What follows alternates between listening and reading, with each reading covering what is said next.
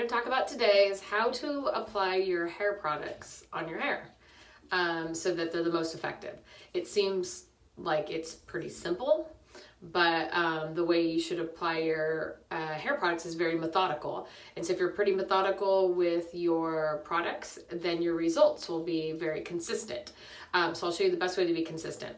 So I already made rookie mistake number one by letting my hair dry too much before I put products on, because someone called and I was on the phone. So what you do, if you have curly hair for sure, or any hair really, I mean any type of textured hair, you want to make sure you towel dry first thing, scrunch dry like we talked about on the last video. So get fresh out of the shower, scrunch dry. Then after you get all the moisture out, first thing you want to do is put your products in. You don't really want it to air dry. I let my hair air dry too long. The reason you don't want it to let it air dry is because when you air dry, you have inconsistent moisture in the hair, and then your products don't go on evenly and consistently. So then you get an inconsistent result with your products and what they do. Even if you're trying to get volume, well, actually, especially if you're trying to get volume. A lot of people will keep their hair up in the towel for a long time, then they let it out, it's half dry, half wet in weird spots, then they put product in it, and then they want to get volume. Your hair is already taking shape as it's drying, so you're always best to come fresh out of the shower when it's damp, towel dry, and then put your products in. But if you get hung up with a phone call or you have to walk the dogs because they got to do their thing, just re-wet it. So that's what I'm going to do. This is just water that I have in a little travel bottle. This little travel guy's from Target, which is really nice. So I'm re-wetting all the ends that are pretty dry. And my hair is pretty thick, and this takes a while. This is why, honestly, the first thing I do is make sure that I do my hair so I don't have to re-wet it, because it's kind of annoying to do this. And even if you have finer texture and you're trying to get volume, or you're going to blow dry it straight, however you're going to style it, you still want to re-wet it. You don't have to get it sopping wet, but you definitely want to make sure that it's wet before you put your products in.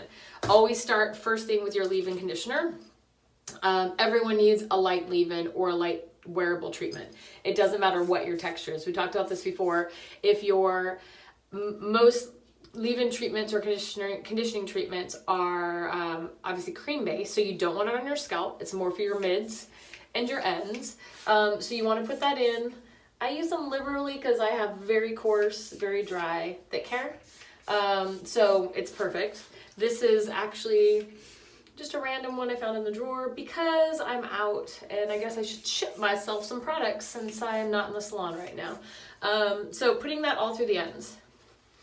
Then mids and ends. And I thoroughly saturate it to where you really can feel it. If your hair tends to be finer and thinner and gets heavy, then definitely lighter, maybe a lighter wearable treatment through the ends so that you're not working with that, running into any weight issues with it. But if you have thicker, coarser hair, honestly, a wearable treatment or a really nice anti-frizz moisturizing product is a great product to put in first. So it feels even wetter now, which is perfect. Then I'm going to use, actually put stuff away today. Let me find it. Smooth Again by Kevin Murphy, one of my faves, because it's great anti-frizz treatment. And it says treatment, but it's more treatment for anti-frizz. It's not a conditioning treatment. It's more of a styling product. I'm going to use this. I also, though, bought it in the large bottle because, well, I use it every day and I use a lot of it. Which brings up a good point. If you're using a product regularly, shampoo, conditioner that you love, or styling product that you love, it's always a much better value to buy the liter size than it is to buy the regular retail size.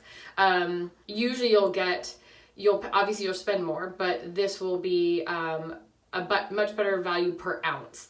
And usually every salon will have a liter sale once a year, maybe twice a year, and that's the best time to stock up. So I'm going to use about that amount, which some people think is a little excessive, but it's not.